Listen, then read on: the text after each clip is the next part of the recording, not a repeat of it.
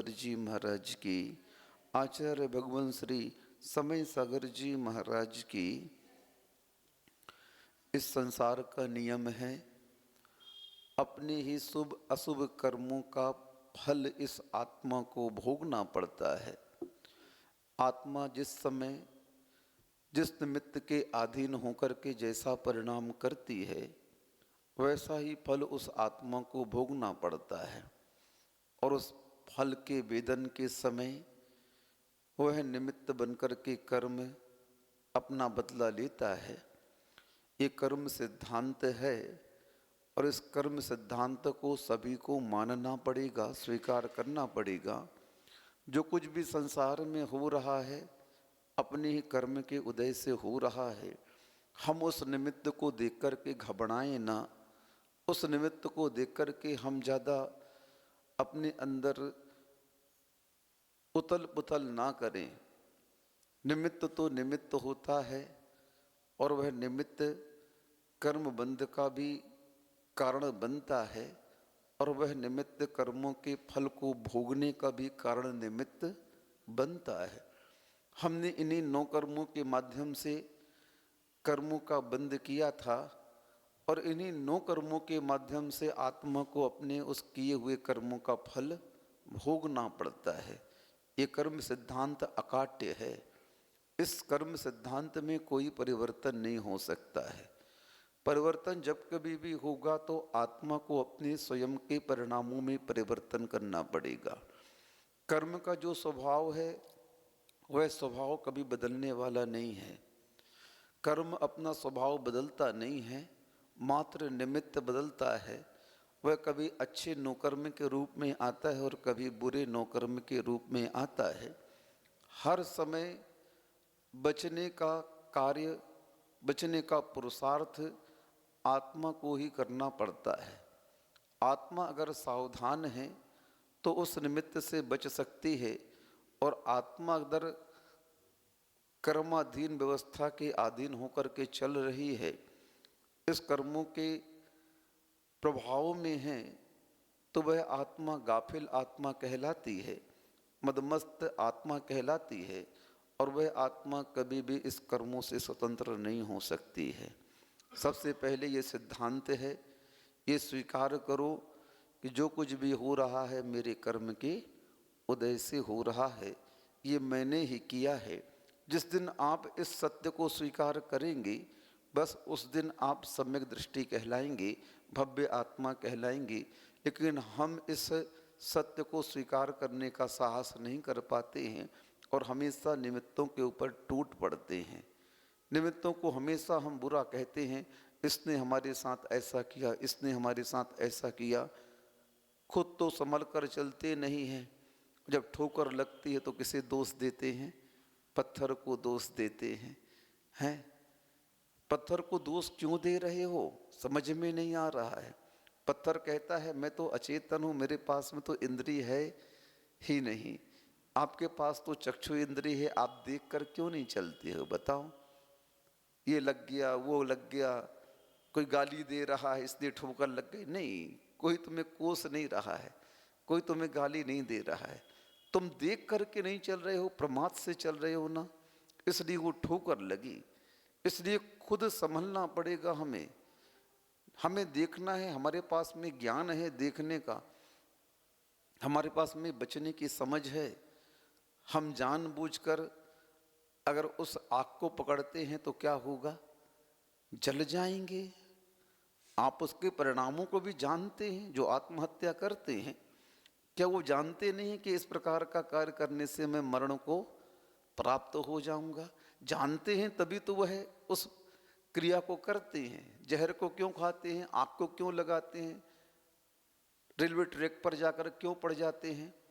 उस क्रिया को जानते हैं कि इसके माध्यम से मृत्यु हमें मिलेगी, तभी वो इस क्रिया को अपनाते हैं। भले ही उन्होंने उस क्रिया को किसी मजबूरी के कारण अपनाया हो, लेकिन उस क्रिया से परिचित तो वो है ना कि इस क्रिया के माध्यम से ये घटना हो सकती है, होती है, तभी वो अपनाते हैं। ऐसे ही हम सब जानते हैं। कोई भी आत्मा जो है इतनी मूर्ख नहीं है जो ये ना जाने। पढ़ी लिखी आत्मा हो चाहे अनपढ़ आत्मा हो। ये संसार के ज्ञान से हमें कोई लेना देना नहीं है। आचार्य महाराज कहते हैं हर आत्मा के अंदर ये ज्ञान होता है कि उसके हितकारी पदार्थ कौन से हैं और अहितकारी पदार्थ कौन से हैं। हर आत्मा, बिगड़ी हुई आत्मा भी ये चाहती है कि हमारे निमित्त से जो संसार बसा है, परिवार बसा है, उसमें ऐसी आदत किसी की ना पड़े। क्या चाहती है? वह आत्मा कैसी है? व्यसनों में लिप्त है। किस में लिप्त है? लेकिन वह अपने निमित्त से उत्पन्न परिवार के उस सदस्यों के लिए क्या कभी सोचती है कि ये भी ऐसे ही व्यसनों में लिप्त हो जाए? नहीं सोचती। हम तो फंस गए, क्या करें, लेकिन ये हमारे ना फंसे तो अच्छा है। हर आत्मा इस बात का ध्यान रखती है, लेकिन हम संभल नहीं पाते, समझ नहीं पाते और उस क्रिया को कर्मोदय से अपना लेते हैं। उस निमित्त को हम महत्व दे देते हैं और अपना ही अहित हम कर बैठते हैं। अंजना ने पूर्व भाव में ऐसा ही किया।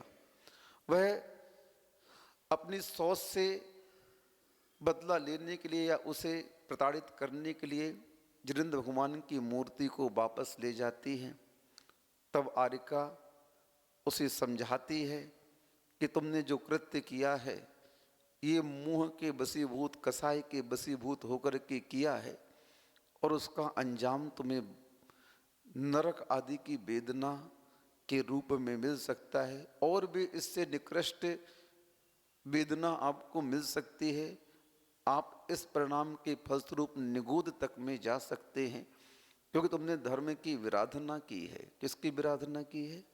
हाँ, इसलिए आरिका के ऐसे कहने पर वह कनकोदरी जो अंजना का जीव था नरकों के दुखों से भयभीत हो गई, क्योंकि जब तक हमें इन कर्मों के परिणामों से डर नहीं लगेगा तब तक हम उस कर्म परिणाम को छोड़ नहीं सकते हैं। पाप से भीति बिना धर्म से प्रीति नहीं। गुरुदेव ने मुखमाटी में लिखा, पाप से भीति बिना धर्म से प्रीत नहीं और धर्म से प्रीति बिना आत्मा की प्रतीति नहीं। आत्मा की प्रतीति, आत्मा का अनुभव आत्मा को कब होगा? जब वह आत्मा धर्म से प्रीति करेगी और पाप से भीति रखेगी। पाप से भय रखना ही इस आत्मा के उद्धार का प्रथम पुरुषार्थ कहा गया है। सबसे पहले आपके अंदर पापों के प्रति क्या उत्पन्न होना चाहिए? भय उत्पन्न होना चाहिए। मैं जिस पाप को कर रहा हूँ उस पाप का अंजाम ये है, ये वेदना शास्त्रों में लिखी गई है। नरकों में जाते हैं तो ऐसे ऐसे इस आत्मा को वे नारकी ही जीव वैक्रियक शरीर के माध्यम से उस रूप बन करके और प्रताड़ित करते हैं। कभी लोहे की पुतली बन जाते हैं, कभी आग का खंभा बन जाते हैं, आलिंगन करा देते हैं, कहीं कढ़ाई में तल देते हैं, कहीं बर्छी भालों से छेद देते हैं। वेदना तो होती है, लेकिन वैक्रियक शरीर है वह कभी मरता नहीं है। आयु कर्म जब तक है तब तक उसे वह पीड़ा नरकों की भोगनी पड़ती है। ये सब पीड़ाएं आपको इसलिए शास्त्रों में वर्णित की गई हैं ताकि आप उन पापों से भयभीत हो जाएं।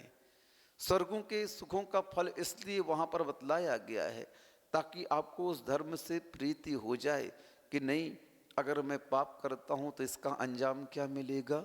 मुझे नरकों की प्रताड़ना भोगनी पड़ेगी। वही मैं धर्म करता हूँ तो मुझे सब कुछ मिलेगा और साथ में स्वर्गीय सुख भी अंत में मिलेगा।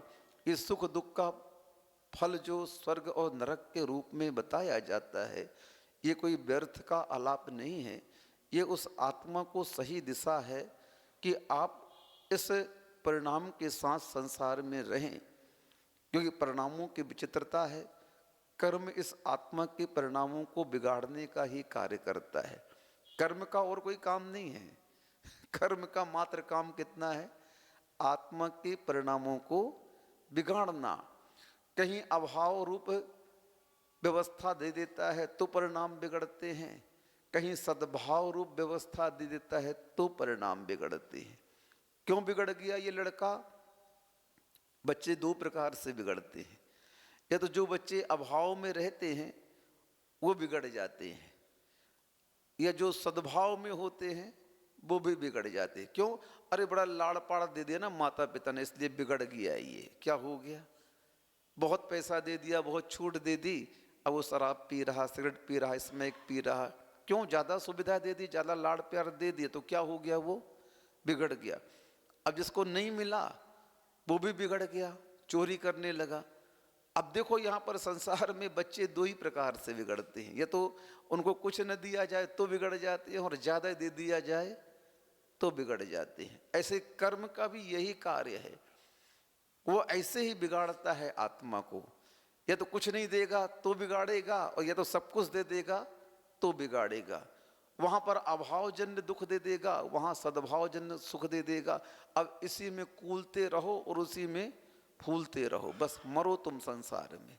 उसका काम हो गया, उसने ऐसे निमित्त उपस्थित कर दिए और अपना काम करा, आगे बढ़ा। बस आत्मा गाफिल हो गई, और उस गाफिलता के कारण आत्मा को क्या मिल रही है?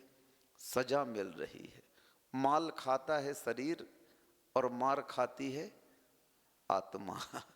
आप किसे खिला रहे हो, किसे पोस रहे हो, किसे पाल रहे हो? जो हमारा है नहीं ये शरीर, हम उसके निमित्त से सारे पाप कर रहे हैं, देखो तो। और सजा किसे भोगनी पड़ती है? पर्यायों के माध्यम से आत्मा को भोगनी पड़ती है। इसलिए सावधान किसे होना है? आत्मा को होना है। कर्म तो बिगाड़ने वाला ही है। साधन देगा तो आत्मा बिगड़ेगी, और साधन का अभाव करेगा तो भी आत्मा बिगड़ेगी। उस बच्चे की भांति हमें यही शिक्षा लेना है, हमें संभल करके चलना है। हमें सद्भाव की भी आवश्यकता नहीं है, हमें अभाव का भी डर नहीं है। हमें कुछ नहीं चाहिए, जो कुछ होगा संसार में मेरे कर्म के उदय से होगा। मैं तो अपना कर्तव्य करूंगा, मेरा कर्तव्य है धर्म से प्रीति करना, बस। क्या कर्तव्य है आत्मा का? मुझे तप करना है, इस तन के माध्यम से कर्मों का नाश करने का यही उपाय हमारे वीतराग आगम में बताया गया है, और कुछ नहीं है। बाकी सब निमित्त पाप को बंद कराने वाले हैं। मुझे इससे बचना है, और इसकी वेदना नरकों में जाकर इस आत्मा को उठानी पड़ती है। कनकूदरी घबरा गई, उसने उसी समय शुद्ध हृदय से सम्यक दर्शन को प्राप्त किया, पश्चाताप किया, गृहस्थ का धर्म और शक्ति के अनुसार तब भी स्वीकृत किया। उसे ऐसे लगने लगा कि धर्म के समागम से मेरा दूसरा जन्म हुआ हो। अरहंत भगवान की प्रतिमा को उसने पूर्व स्थान पर विराजित कराया और अनेक प्रकार की उत्तम द्रव्य से उसकी पूजा की। कनकूदरी को धर्म में लगा संयम श्री आर्यका अपने आप को कृतकृत मानती हुई हर्ष के साथ अपने स्थान पर चली गई। घर में अनुराग रखने वाली कनकूदरी भी पुण्य का उपार्जन कर आयु के अंत में स्वर्ग गई।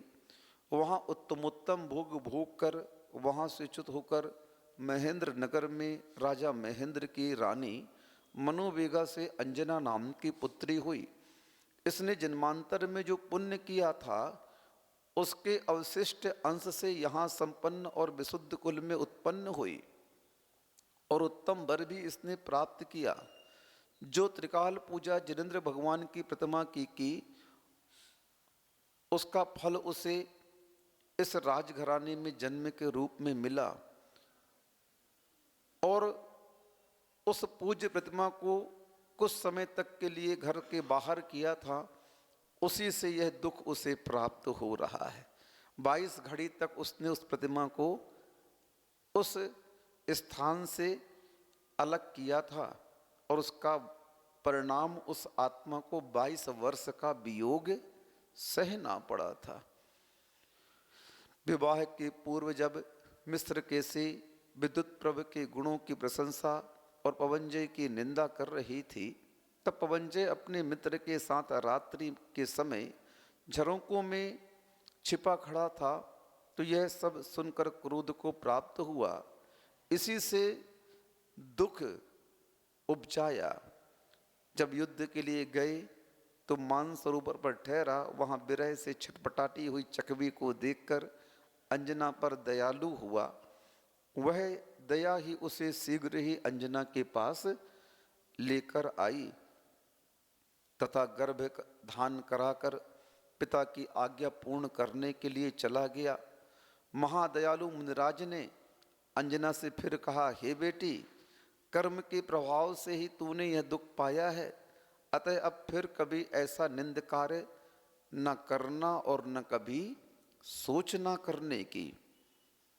पृथ्वी तल पर जो भी सुख होते हैं वे सब विशेषकर जिनेंद्र देव की भक्ति से ही उत्पन्न होते हैं। इसलिए तू संसार से पार करने वाले जिनेंद्र देव की भक्ति को हृदय में धारण कर शक्ति के अनुसार नियम ग्रहण कर। भाग्य से उस समय संयम श्री माता जी ने तुझे बोधि की प्राप्ति कराकर तुझे अधोगति जाने से बचा लिया। हे शोभिने, तो इस पुत्र से परम विश्रुत को प्राप्त होगी। ये महान पराक्रमी होगा। थोड़े ही दिनों में तुम्हारे पति के साथ समागम होगा।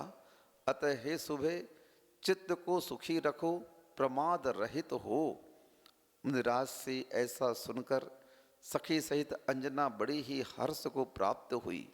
दोनों ने हाथ जोड़कर मुनि को नमस्कार किया। देखो, यहाँ पर आचार्य महाराज कह रहे हैं, तुम कर्मोदय से कितना भी संसार में पाप करो, लेकिन उस पाप के प्रक्षालन के लिए, उस पाप की समाप्ति के लिए, उसको नष्ट करने के लिए तुम्हें इस धर्म की शरण में पुनः आना ही पड़ेगा। इसलिए पहले से ही उस पाप से अगर बच जाते हैं तो हमें दोबारा उस धर्म की आवश्यकता नहीं पड़ती, बल्कि हम जो धर्म करेंगे उससे और हमारा विकास होता जाएगा, हम और शुद्ध होते जाएंगे। निर्मलता के लिए ही धर्म किया जाता है, पापों की शुद्धि के लिए ही धर्म किया जाता है। इसलिए हम पाप को छोड़ देते हैं तो हमें ज़्यादा शुद्ध होने की आवश्यकता नहीं है। वो धर्म जो हम करेंगे वह हमें और आगे विकास की ओर, वृद्धि की ओर ले जाएगा।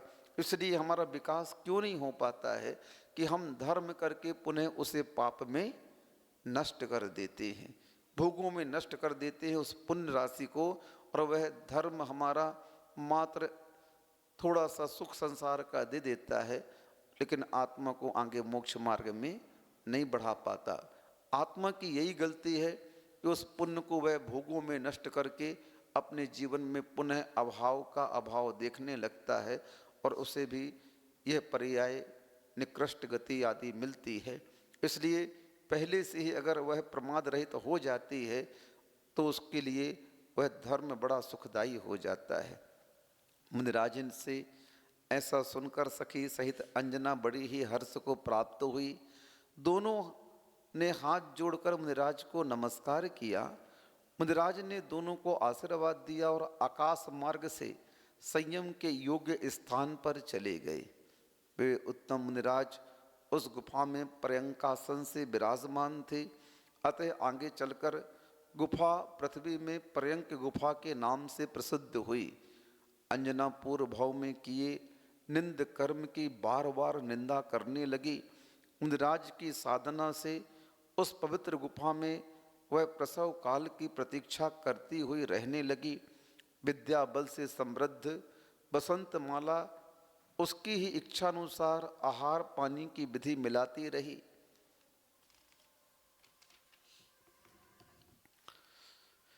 सूर्य अस्त हो गया, धीरे धीरे अंधकार फैलने लगा।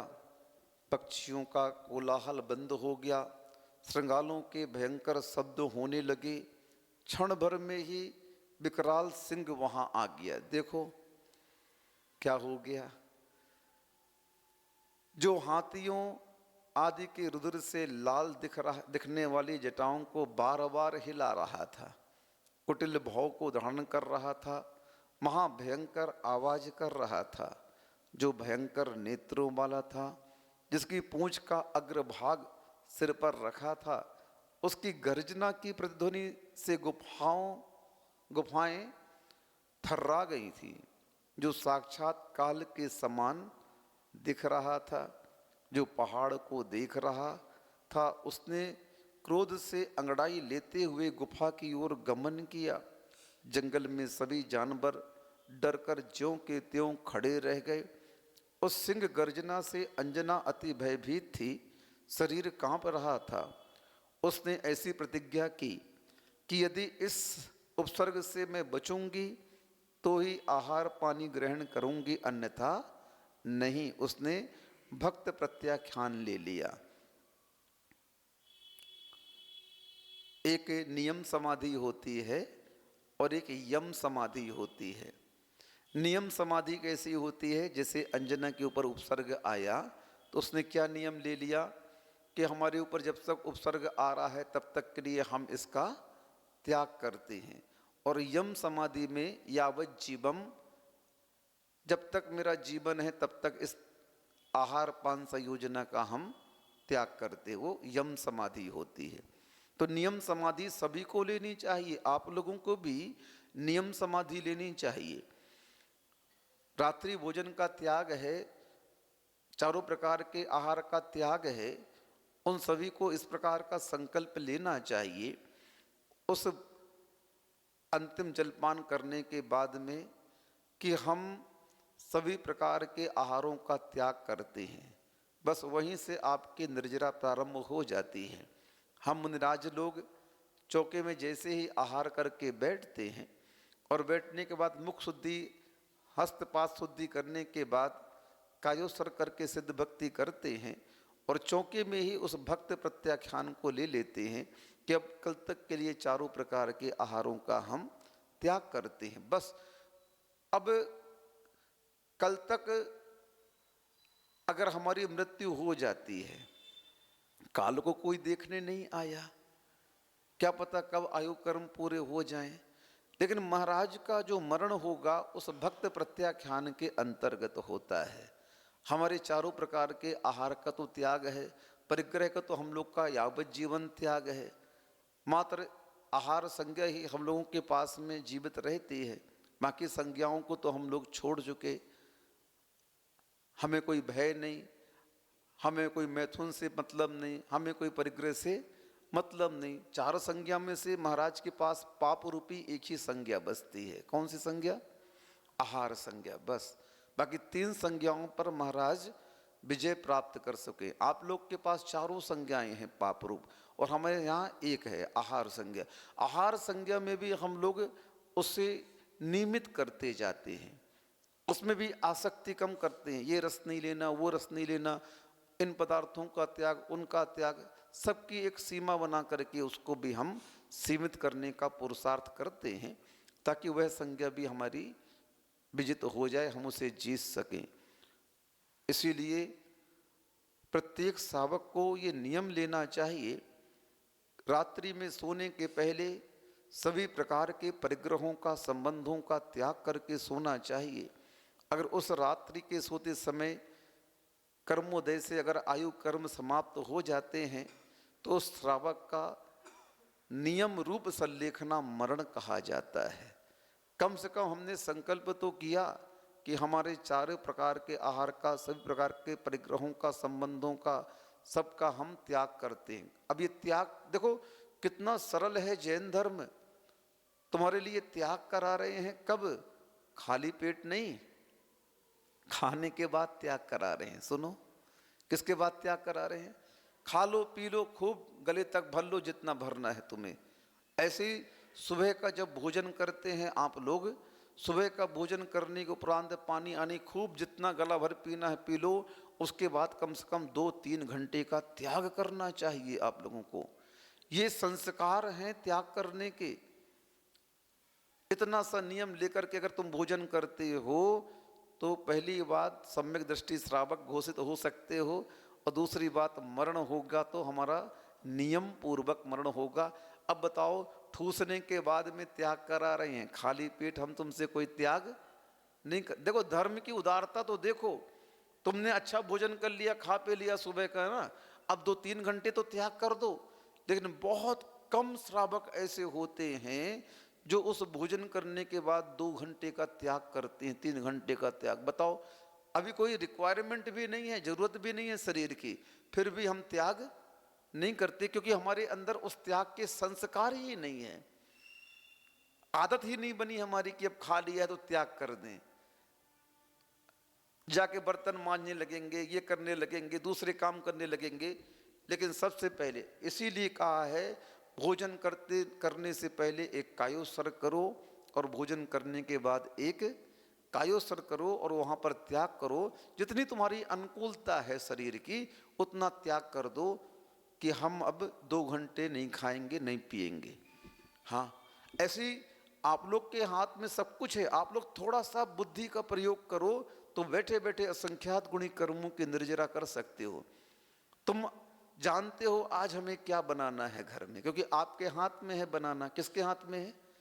बस आप नियम ले लो, हम इतनी ही सब्जी खाएंगे आज, हम ये इतना ही अन्न लेंगे। आप उतने तो बनने ही है तुम्हारे, जितने तुम्हें बनाने हैं, इससे ज्यादा कब बनाने हैं?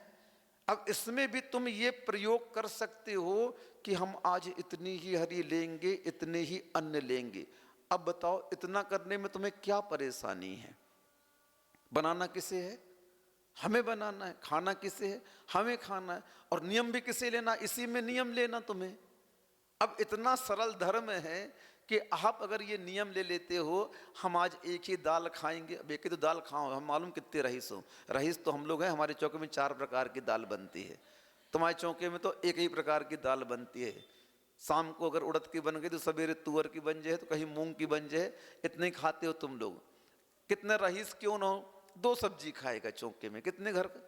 हम लोग के लिए रहती है 8-8 सब्जी, 4-4 5-5 प्रकार के फल, ये सब हम लोग उठाते हैं। उसमें से ये उठाओ, ये उठाओ, ये उठाओ।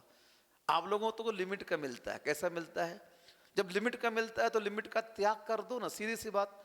अब 10 लाख वनस्पति के भेद हैं। कितने हैं? और आपने खाए कितने? 5 वनस्पति नहीं खा पा, 10 खाई ज्यादा से ज्यादा। कितनी खाई?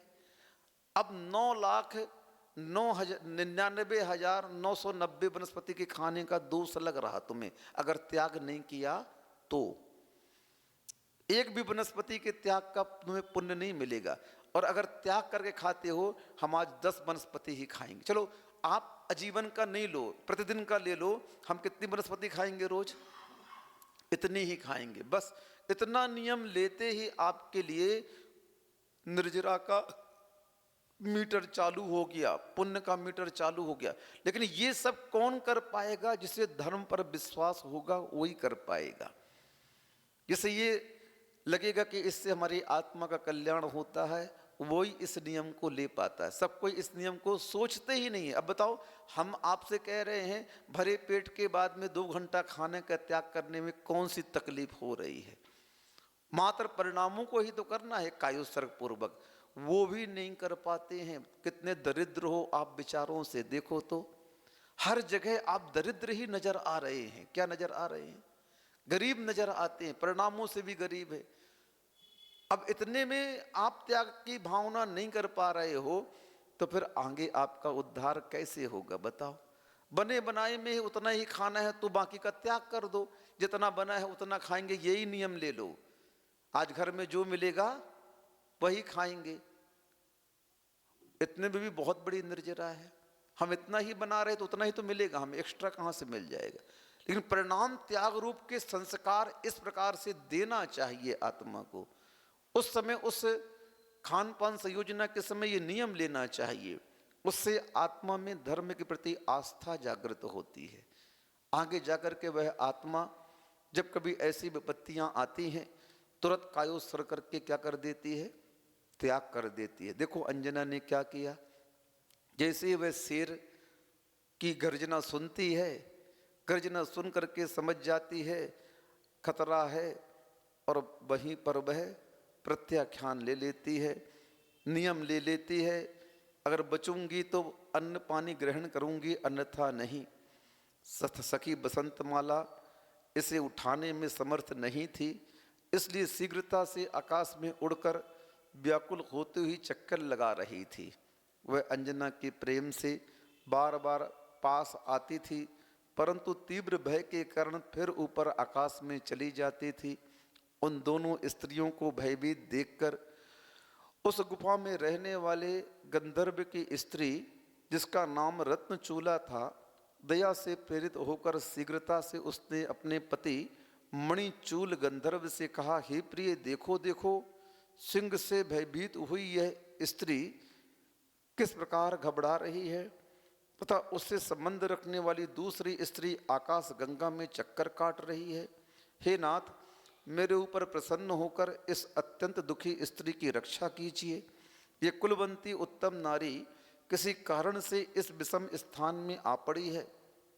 तब गंधर्व देव ने विक्रिया से अब अष्टापद का रूप बनाया, जो महाभयंकर था।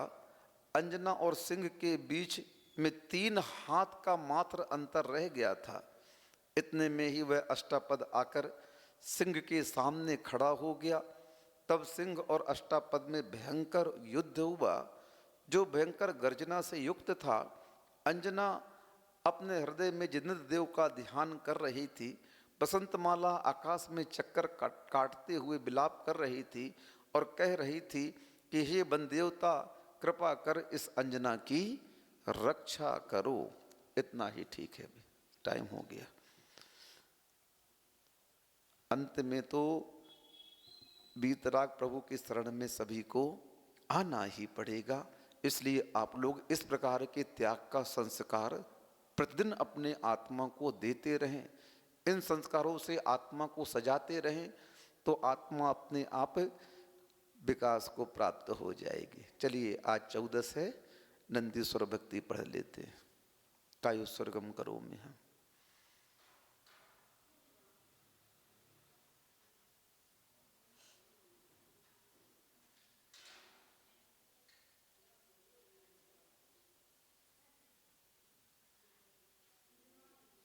इनमें नहीं है, आपके मोबाइलों में होगी। जय जय जय जयवंत जिनालय, नास रहित हैं शाश्वत हैं, जिनमें जिन महिमा से मंडित जैन बिंब हैं भास्वत हैं। सुरपति के मुकुटों की मणियाँ झिलमिल करती हैं, जिन बिंबों के चरण कमल को धोती हैं मन हरती हैं। सदा सदा से सहज रूप से सुचितम प्राकृत छवि बाले, रहे जिनालय धरती पर ये श्रमणों की संस्कृति धारे। तीनों संध्याओं में इनको तन से मन से वचनों से नमन करूं धोऊं, अग्रज को छूटूं भवन भ्रमणों से। भवन वासियों के भवनों में तथा जिनालय बने हुए, तेज कांति से दमक रहे हैं और तेज सब हने हुए। जिनकी संख्या जिन आगम में 7 कोटि की मानी है, 60 लाख 10 लाख और 2 लाख बताते ज्ञानी हैं। अगणित दीपों में अगणित हैं, अगणित गुण गण मंडित हैं। बेंतर देवों से निमित जो पूजित संस्तुत वंदित हैं। त्रिभुवन के सब भविक जनों के नयन मनोहर सुन प्यारे। 3 लोक के नाथ जिनेश्वर मंदिर हैं शिवपुर द्वारे। सूर्य चंद्र ग्रह नक्षत्रादिक तारक दल गंगनांगन में, कौन गिने वह अनगिन है ये अनगिन जिन ग्रह हैं जिनमें। जिनके बंधन प्रतिदिन करते शिव सुख के बे अभिलाषी। दिव्य देह दे देव देवियाँ ज्योतिर्मंडल अधिवासी। नभ नभ स्वर रस के सब सेना मद हो 16 कल्पों में। आगे पीछे 3 बीच 2 शुभतर कल्पातीतों में। इस विधि शाश्वत ऊर्ध लोक में सुख कर ये जिन धाम रहे। अहो भाग्य हो नित्य निरंतर होठों पर जिन नाम रहे। आलोक का फैलाव कहाँ तक लोक कहाँ तक फैला है।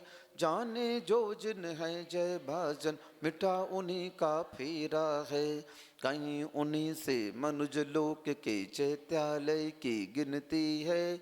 4 शतक 58 ऊपर जिनमें मन रम बिनती है। आत्म मद से नास्वर के 100 अंग रंग फिर याम कहे। ऊर्ध मध्य और अधोलोक में यूं सब मिल जिन धाम रहे। किसी ईश से निर्मित ना है शाश्वत है स्वयं सदा। दिव्य भव्य जिन मंदिर देखो, छोड़ो मन अहमे बेमुदा।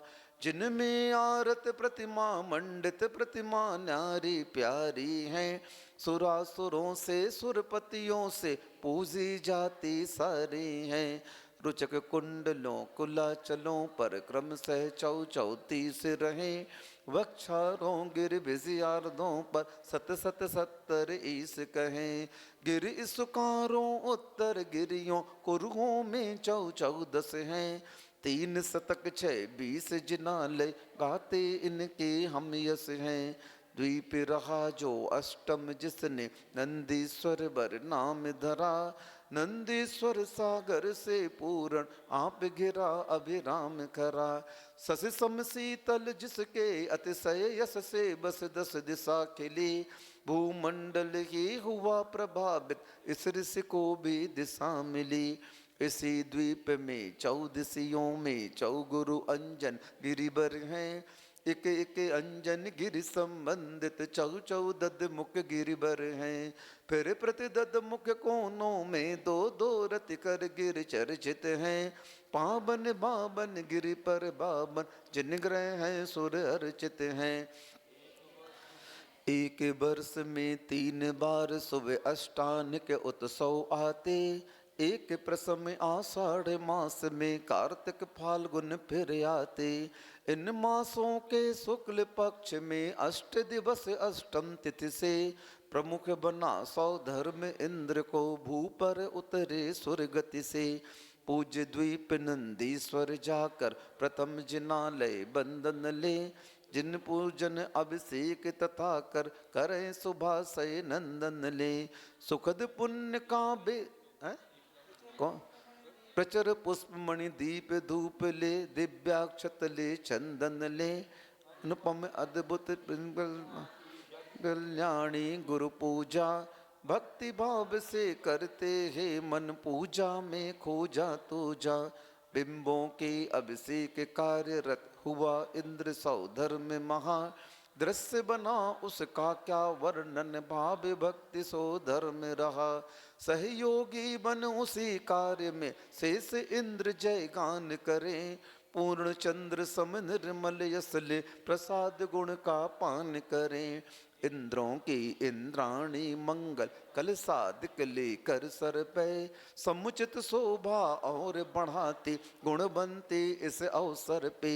छाम छुम नाच नाचती सुर नटियां हैं सस्मित हो, सुनो शेष अनिमेष सुरासुर दृश्य देखते विस्मित हो। वैभवशाली सुरपतियों के भावों का परिणाम रहा, पूजन का यह सुखद महोत्सव दृश्य बना अभिराम रहा। उसके वर्णन करने में सब सुनो बृहस्पति विफल रहा, मानव में फिर शक्ति कहाँ वह वर्णन करने मचल रहा। जिन पूजन अभिषेक पूर्ण कर अक्षत केसर चंदन से, बाहर आए देव दिख रहे रंगे रंगे से तन मन से, तथा दे रहे प्रदक्षिणा है नंदीश्वर जिन भवनों की। पूज्य पर्व को पूर्ण मनाते स्तुति करते जिन श्रमणों की। सुनो वहाँ से मनुज लोक में सब मिलकर सुर आते हैं, जहाँ 5 शुभ मंदिर गिरी है शाश्वत चिर से भाते हैं। भद्रसाल नंदन सुमन से और पांडुक बन ये 4 जहाँ, प्रति मंदिर पर रहे तथा प्रतिबन में जिन ग्रह 4 महा। मंदिर पर भी प्रदक्षिणा दे कर जिनालय बंदन है, जिन पूजन अभिषेक तथा कर करे शुभाशय नंदन है।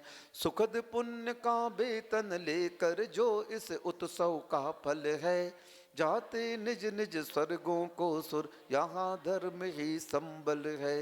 तरह तरह के तोरण द्वारे दिव्य वेदिका और रहे, मानस स्तंभों याग वृक्ष और उपवन चारों ओर रहे।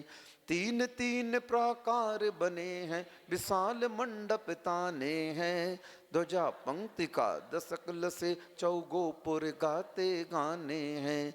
देख सके अभिषेक बैठ कर धाम बने नाटक ग्रह हैं, जहाँ सदन संगीत साधके क्रीड़ा ग्रह कौतुक ग्रह हैं। सहज बनी इन कृतियों को लक शिल्पी होते अभिकल्पी। समझदार भी नहीं समझते सूझबूझ सब हो चुप्पी। थाली सी है गोल बापिका पुष्कर हैं चौकोन रहे। भरे लबालब जल से इतने कितने गहरे कौन कहें। पूर्ण खिले हैं महक रहे हैं जिनमें बहुविध कमल लसे। शरद काल में जिस विधि नभ में शशिग्रह तारक विपुल लसे। झारी लोटे घटकल साधिक उपकरणों की कमी नहीं। प्रतिजिन ग्रह में सतवसु शाश्वत मिटते कभी नहीं। वर्णाकृति भी निरी निरी है जिनकी छवि प्रति छवि भांति। जहाँ घंटियां झन झन झन झन बजती रहती ध्वनियाती। स्वर्णमयी ये जिन मंदिर युगों युगों से शोभित हैं। गंध कुटी में सिंहासन भी सुंदर सुंदर द्योतित हैं। नाना दुर्लभ वैभव से ये परिपूरित हैं रचित हुए। सुनो यहीं त्रिभुवन के वैभव जिन पद में आपरणत हुए। इन जिन भवनों में जिन प्रतिमा ये हैं पद्मासन वाली। धनुष पंच सत प्रमाण वाली प्रति प्रतिमा शुभ छवि वाली। कोटि कोटि दिन कर आबा तक मंद मंद पड़ जाती है। कनक रजत मणि निर्मित सारी जग जग जग जग बाती है। दिशा दिशा में अतिशय शोभा महातेज यश धारे रहे। पाप मात्र के भंजक हैं ये भवसागर के पार रहें। और फिर भानु तुल्य इन जिन भवनों को नमन करूं। स्वरूप इनका कहा न जाता मात्र मौन हो नमन करूं। धर्म क्षेत्र ये 1 शतक और 70 हैं षटकर में जहाँ। धर्म चक्र धर तीर्थंकरों से दर्शित हैं जिन धर्म यहाँ। हुए हो रहे होंगे उन सब तीर्थंकरों को नमन करूं। भाव यही है ज्ञानोदय में रमण करूं भव भ्रमण हरूं। इस अवसर पणि में इस भू पर वृषभनाथ अवतार लिया। भरता वन युग का पालन कर धर्म तीर्थ का भार लिया।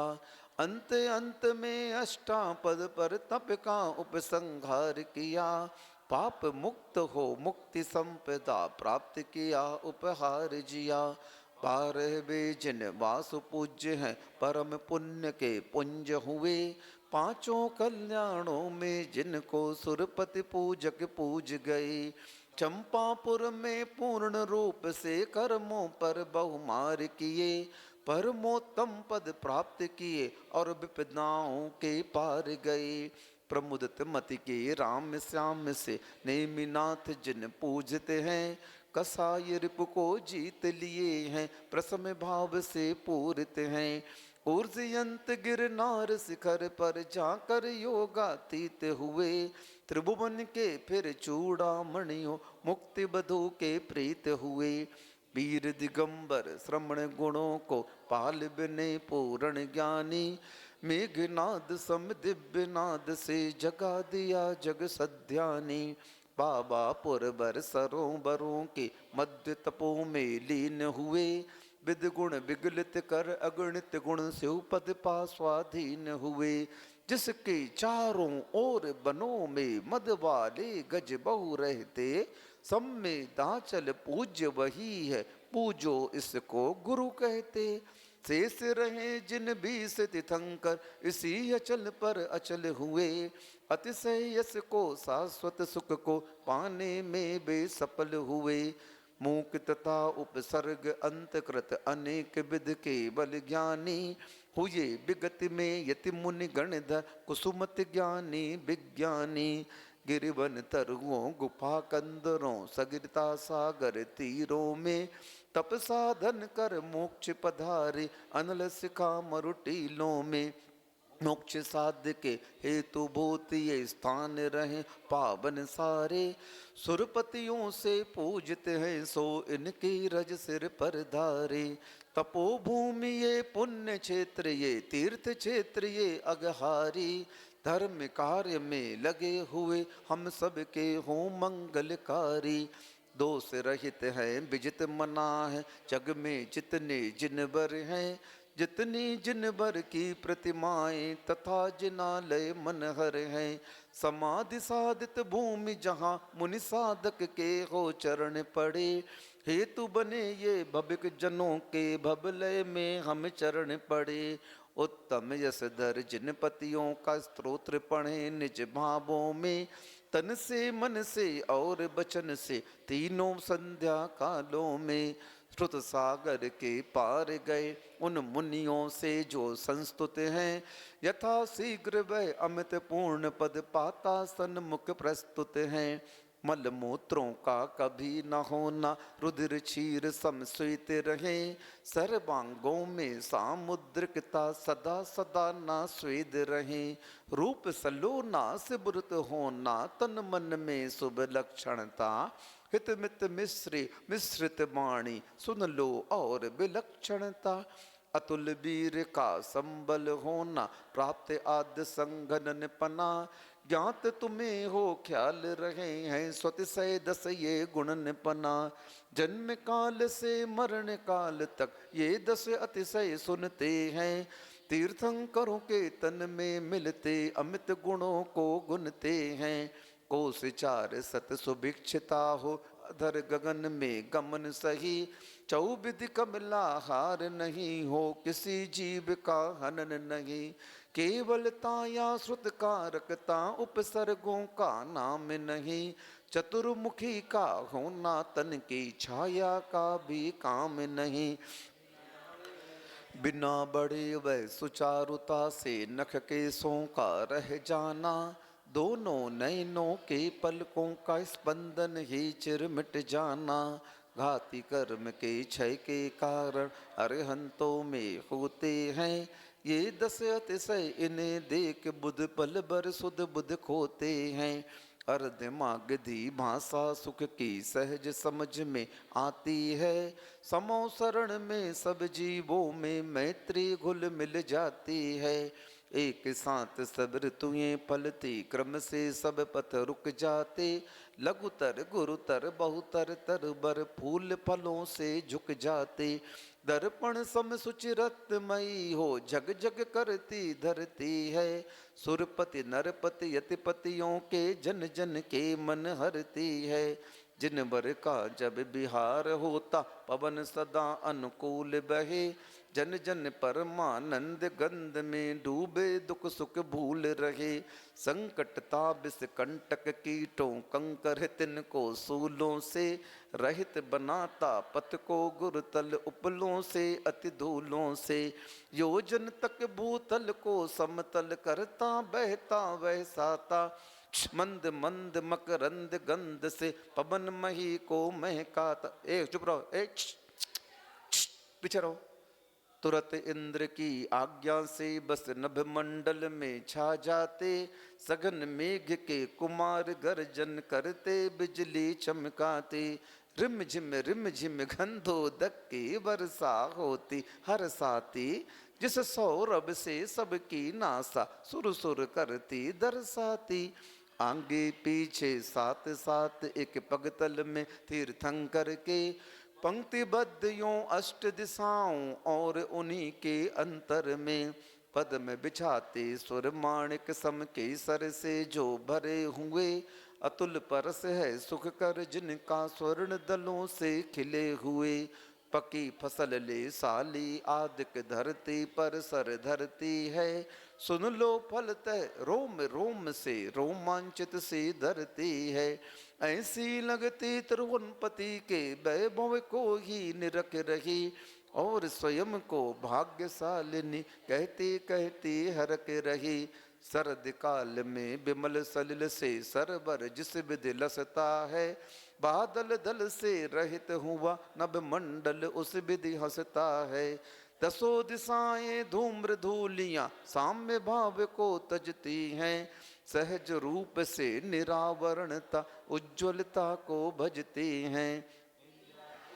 इंद्राज्ञा में चलने वाले देव चतुर्विधि वे सारे, भविक जनों को सदा बुलाते समो शरण में उजियारे। उच्च स्वरों में दे दे करके आमंत्रण की ध्वनि ओजी, देवों के भी देव यहाँ है शीघ्र पधारो आओ जी। जिसने धारे हजार आरे स्फुरणशील मन हरता है, उज्जवल मौलिक मण किरणों से झर झुर करता है।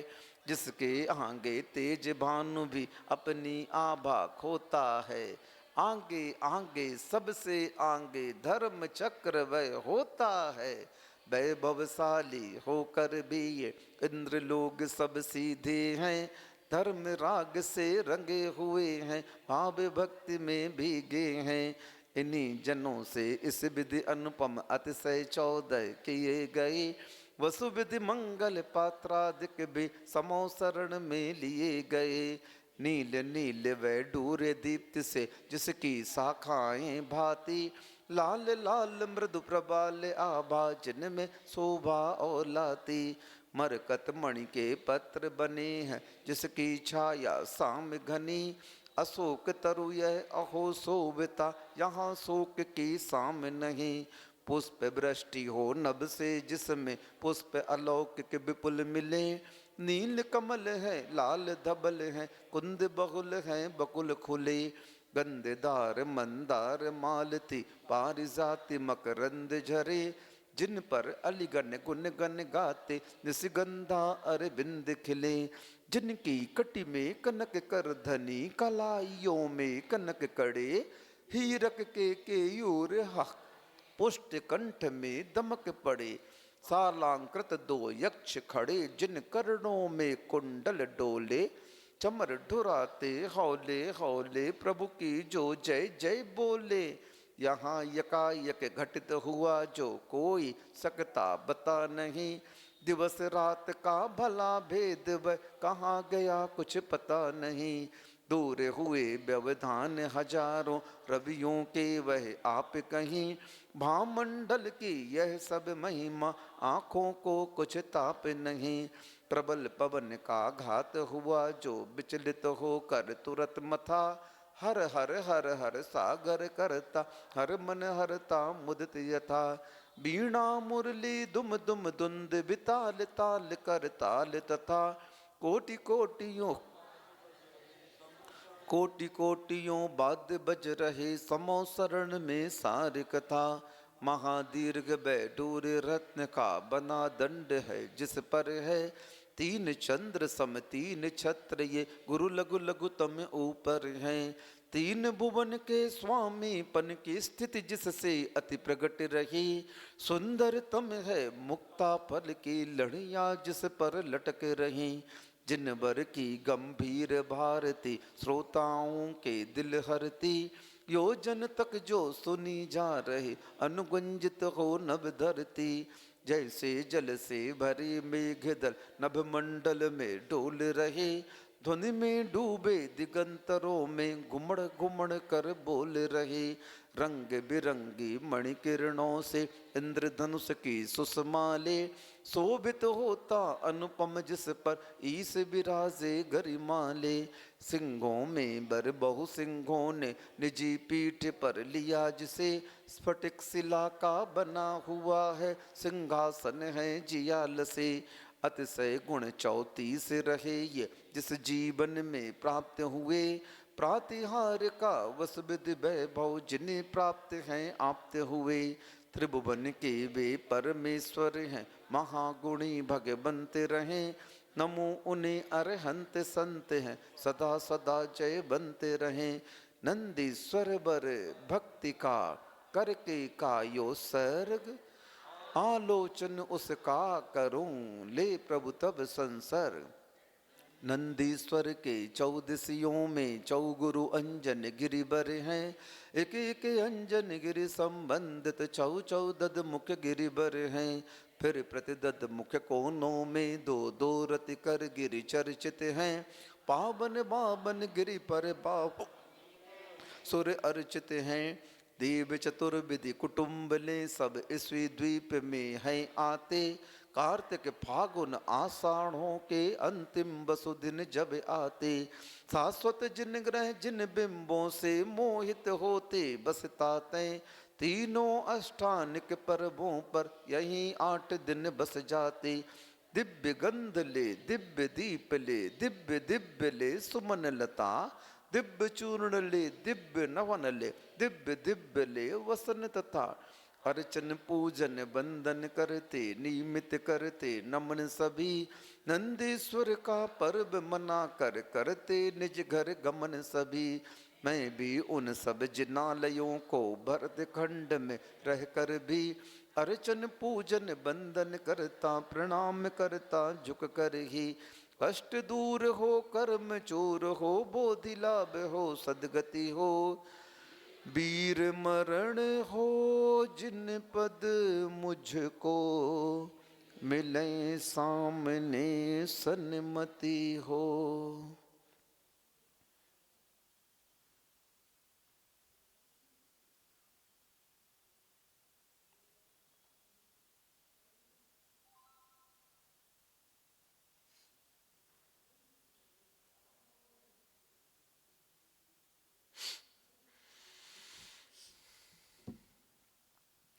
रथ पे बिराजे आज 3 जगत के ताज।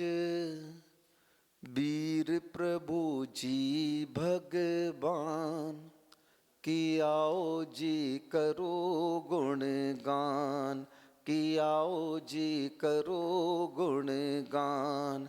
कि आओ जी करो गुणगान। कि आओ जी करो गुणगान। रथ पे बिराजे आज 3 जगत के ताज। वीर प्रभु जी भगवान कि आओ जी करो गुणगान। कि आओ जी करो गुणगान। कैसी बहार छाई देखो यहाँ पे भाई। कैसी बहार छाई देखो यहाँ पे आई। छाया है हर्ष महान। कि आओ जी करो गुणगान। कि आओ जी करो गुणगान। कि आओ जी करो गुणगान। रथ पे बिराजे आज 3 जगत के ताज। वीर प्रभु जी भगवान कि आओ जी करो गुणगान। कि आओ जी करो गुणगान। मूर्ति नगन देखो कुछ ना बेकार है। मूर्ति नगन देखो कुछ ना बेकार है। साथ में न उनके न कोई असवार है। साथ में न उनके न कोई असवार है। दूषण न लेस जिनके भूषण सिंगार। जिनकी अजब है निराली शान। कि आओ जी करो गुणगान। कि आओ जी करो गुणगान। कि आओ जी करो गुणगान। रथ पे बिराजे आज 3 जगत के ताज। वीर प्रभु जी भगवान कि आओ जी करो गुणगान। कि आओ जी करो गुणगान। कैसी बहार छाई देखो यहाँ पे आई। कैसी बहार छाई देखो यहाँ पे आई। छाया है हर्ष महान।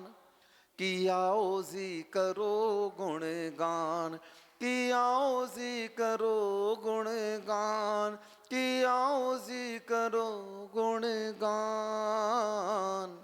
रथ पे बिराजे आज 3 जगत के ताज। वीर प्रभु जी भगवान कि आओ जी करो गुणगान, कि आओ जी करो गुणगान। वीर प्रभु हैं ये सुगुण अनंत धारी, वीर प्रभु हैं ये सुगुण अनंत धारी। ज्ञान दरस सुख बल के ये हैं भंडारी, ज्ञान दरस सुख बल के ये हैं भंडारी। पापी अधम तारे अंजन से चोर तारे, पापी अधम तारे अंजन से चोर तारे। महिमा है जिनकी महान, आओ जी करो गुणगान, कि आओ जी करो गुणगान, कि आओ जी करो गुणगान। रथ पे बिराजे आज तीन जगत के ताज, वीर प्रभु जी भगवान। कि आओ जी करो गुणगान, कि आओ जी करो गुणगान। आओ जी दर्श करो वीर भगवान के, आओ जी दर्श करो वीर भगवान के। चिंतन से कटे इनके सारे संताप मन के, चिंतन से कटे इनके सारे संताप मन से। तेरी ये आत्मा, तेरी ये आत्मा बने शुद्ध आत्मा, तेरी ये आत्मा बने शुद्ध आत्मा। हम भी बने भगवान, कि आओ जी करो गुणगान, कि आओ जी करो गुणगान, कि आओ जी करो गुणगान, कि आओ जी करो गुणगान। रथ पे बिराजे आज तीन जगत के ताज, वीर प्रभु जी भगवान। कि आओ जी करो गुणगान, कि आओ जी करो गुणगान। कैसी बहार छाई देखो यहाँ पे आई, कैसी बहार छाई देखो यहाँ पे आई। छाया है हर्ष महान, आओ जी करो गुणगान, कि आओ जी करो गुणगान, कि आओ जी करो गुणगान, कि आओ जी करो गुणगान। रथ पे बिराजे आज तीन जगत के ताज, वीर प्रभु जी भगवान। कि आओ जी करो गुणगान, कि आओ जी करो गुणगान, कि आओ जी करो गुणगान। बोधि समाधि परिणाम शुद्धि, स्वात्मोपलब्धि शिव सौख्य सिद्धि। चिंतामणिं चिंतित वस्तुदाने, त्वां बन्धमानस्य ममास्तु देवी। 9 बार नमोकार मंत्र।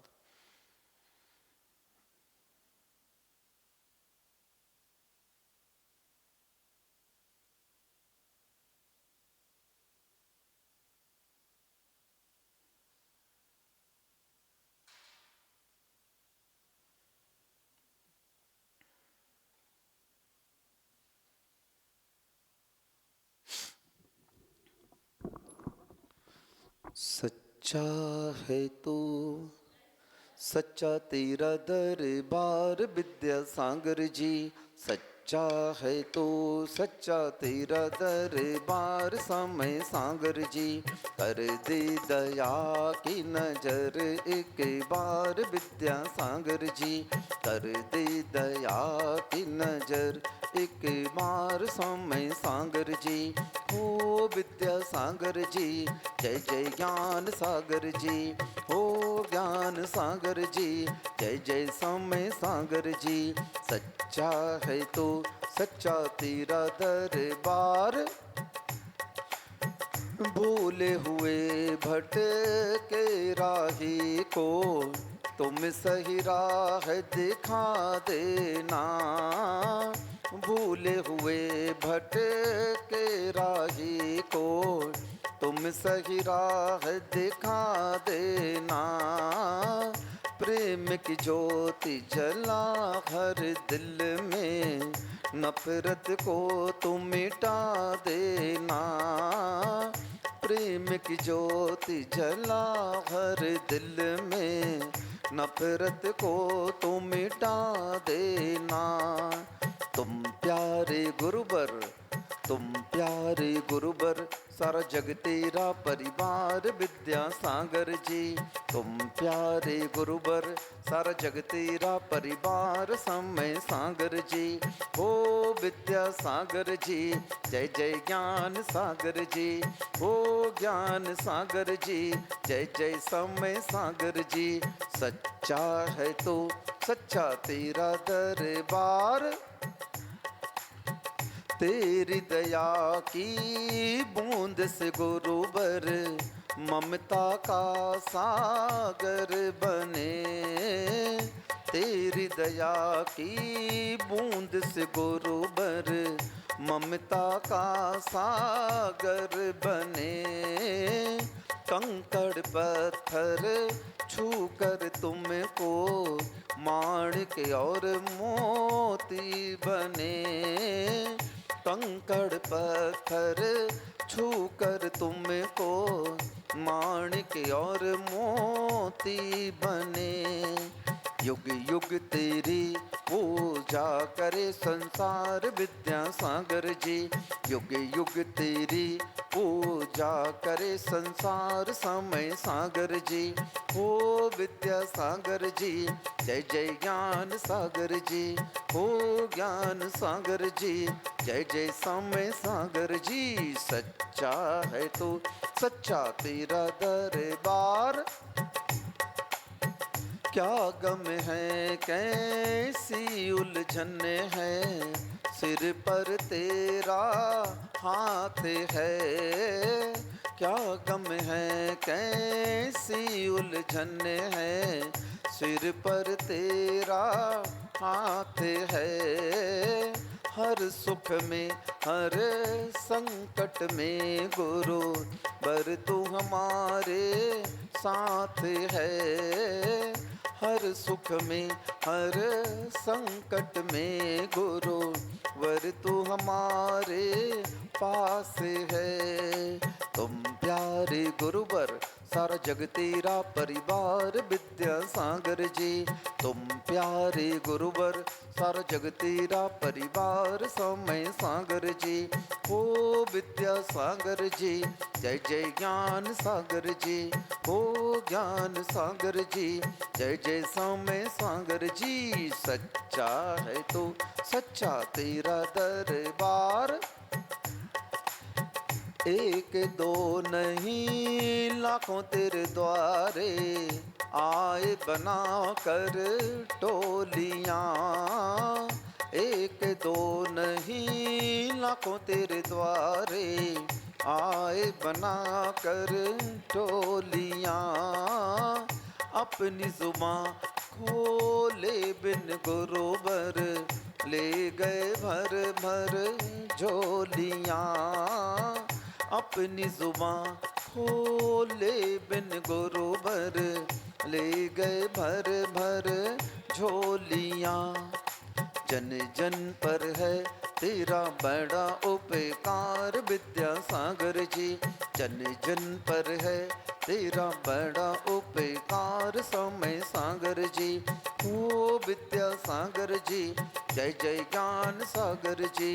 हो ज्ञान सागर जी, जय जय समय सागर जी। सच्चा है तू सच्चा तेरा दरबार, कर दे दया की नजर एक बार विद्यासागर जी। कर दे दया की नजर एक बार समय सागर जी। ओ विद्यासागर जी, जय जय ज्ञान सागर जी। ओ ज्ञान सागर जी, जय जय समय सागर जी। जय जय ज्ञान सागर जी, जय जय विद्यासागर